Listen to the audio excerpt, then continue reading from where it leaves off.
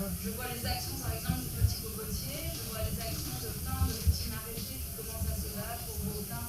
Il y a des initiatives locales qui se font et c'est super, mais je trouve que c'est pas suffisamment mis en valeur pour donner une dynamique collective et une prise de conscience de votre territoire et de, dans 50, 100 ans, qu'est-ce que vous laissez à vos propres enfants en termes de terre. Donc, pour répondre à ça, bon, il y a encore une fois c'est la Sopama et aussi sur ce combat-là. Et en fait, il y a beaucoup d'initiatives individuelles qui se font. Je vais vous donner l'exemple de Jonathan Lery, de Green Pays.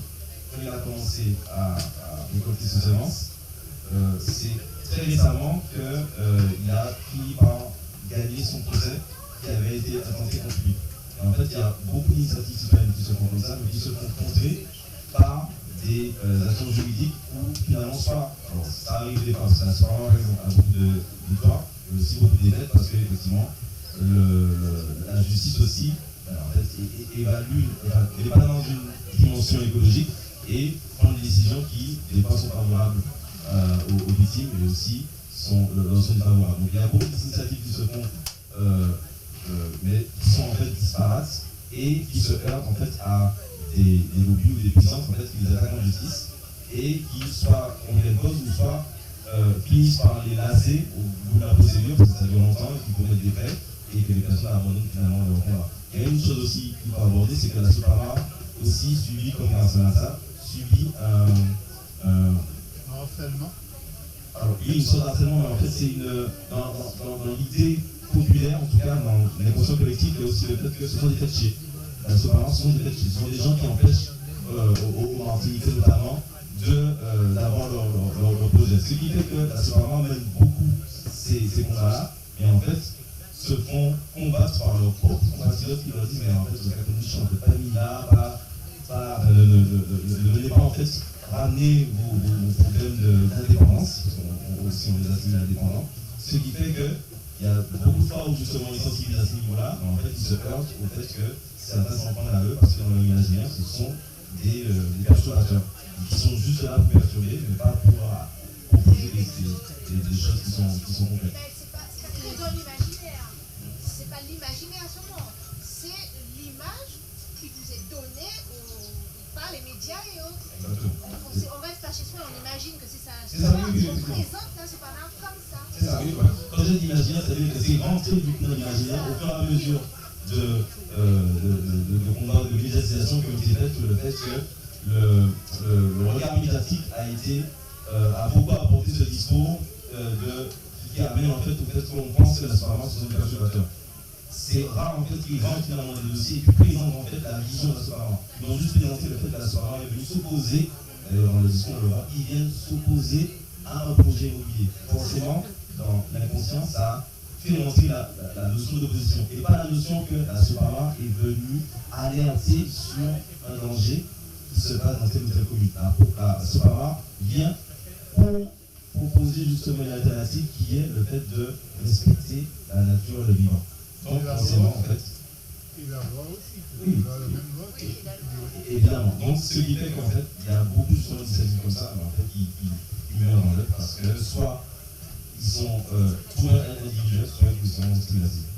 Rappelons aussi que la Sopama est marraine de notre manifestation d'aujourd'hui. Et c'est exactement pour ce que tu viens de dire, et ce qu'il a dit que nous avons tenu et qui nous ont fait ce grand honneur d'être marraine de cette journée.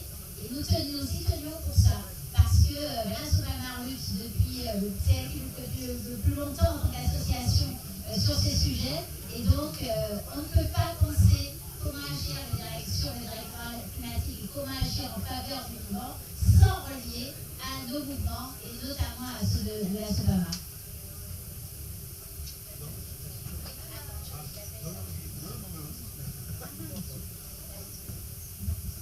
Merci. Alors, concernant la Sopama, je peux dire aussi que la Sopama, depuis des années, ils peuvent inventer depuis le début, ils ont quand même gagné des procès qui ont permis à la France, disons, certaines organisations de France d'utiliser comme jurisprudence des trucs qu'ils ont défendus, des gens renseignés. C'est là où on peut dire qu'on peut, dans ce petit territoire-là, avoir des idées, des réflexions. On n'est pas obligé de rester car dupliquer ce qui se fait ailleurs.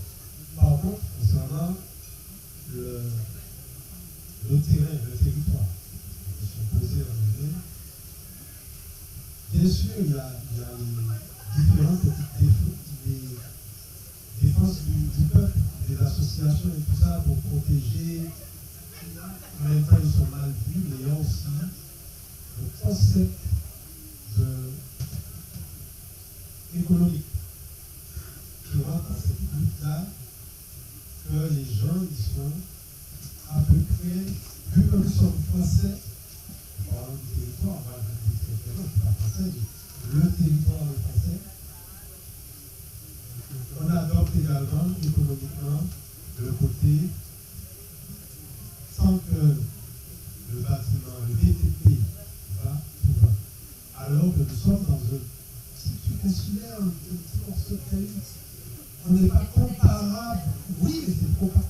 Ce que je dis, le côté économique fait que, même du côté économique, on est en train de dupliquer ce qui se passe en France, on reprend le même système, alors qu'on n'a pas suffisamment de terrain. En même temps, les mêmes politiques qui vont lutter contre, qui vont dire, on est contre le fait de déplacer les terrains agricoles, ce sont les mêmes qui délivrent des autorisations de construction, c'est les mêmes qui, et en même temps, on a le côté à respecter les normes européennes et les exigences européennes de la France, de créer des logements sociaux, sinon tu as des contraventions. Il y a des maires qui acceptent des contraventions, ne construisent pas, et ça coûte de l'argent. C'est tout un système qu'il faut combattre. Malheureusement, on n'a pas le peuple qu'il faut, parce qu'on n'a pas les médias qu'il faut. Et ça se construit petit à petit, mais en même temps, pour pouvoir réussir à construire ça, il faut qu'on puisse avoir accès aux médias pour faire l'éducation, ou je ne sais pas comment dire ça, pour qu'on puisse avancer. Mais ce n'est pas le cas. On peut essayer de se battre pour rentrer dans les médias. Le peuple a déjà été éduqué de certaines façons. Ils vont le critiquer quand même.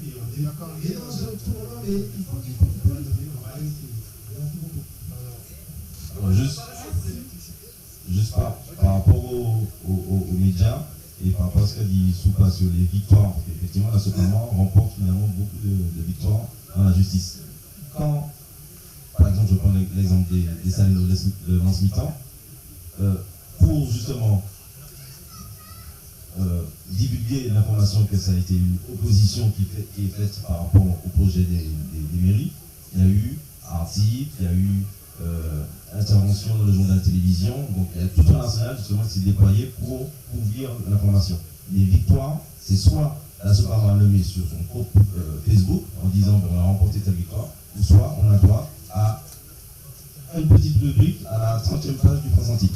Donc forcément, en fait, nous en tant que Martiniquais, on n'est pas forcément au courant que la Soprano fait avancer beaucoup de sujets qui sont liés à l'écologie. Et dernière chose, ça c'est Jean-Michel justement qui en parle souvent, il ne faut pas oublier que par exemple Garça Mansa, il n'est pas d'ailleurs sollicité par les politiques locales, mais par contre à l'international, il reçoit énormément d'invitations à des conventions sur le climat ou des rencontres qui se font sur le climat. Donc il surpasse justement le côté institutionnel, il ne consulte pas justement les élus et les représentants justement le préfet par exemple en Martinique, les institutions en tout cas étatiques, et ils vont justement directement interpeller Garça Mansa là-dessus, parce que justement pour eux, en fait, c'est lui qui a cette vision écologique et qui peut proposer des choses à l'échelle mondiale.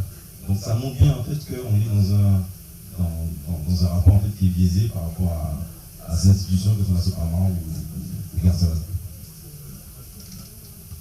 Alors merci pour l'intervention. J'ai une question qui rejoint la question de Madame pour l'aspect des solutions. Que pensez-vous du fait de créer effectivement des groupes de lobbyistes citoyens qui pourraient agir auprès des politiques, des élus ou plus largement des décideurs pour pouvoir les sensibiliser. Parce qu'en fait, il y a du lobbying actif qui est fait de la part des industriels et de d'autres personnes. Et nous sommes totalement absents de ce secteur. Donc, que pensez-vous de cette solution? Justement, c'est exactement ce qu'on véhicule, c'est-à-dire qu'il faut qu'on lutte dans tous les domaines. Donc, que ce soit médiatiquement, que ce soit à faire des lobbies, et utiliser justement des outils qui sont déjà là, qui sont déjà à disposition pour pouvoir montrer ce qui se fait pour que notre voix porte. Et pas en passant justement toujours par l'intermédiaire des politiques. Vraiment prendre nos responsabilités, et c'est pour ça justement que les journées des clics sont importantes pour que l'information soit donnée directement et que nous justement nous puissions nous organiser pour faire valoir en fait nos propositions, notre vision des choses. Donc dans tous les cas, on est toujours preneur justement de tout type d'initiatives qui sont faites pour que les solutions viennent de nous et soient proposées par nous. Je parle en Martinique.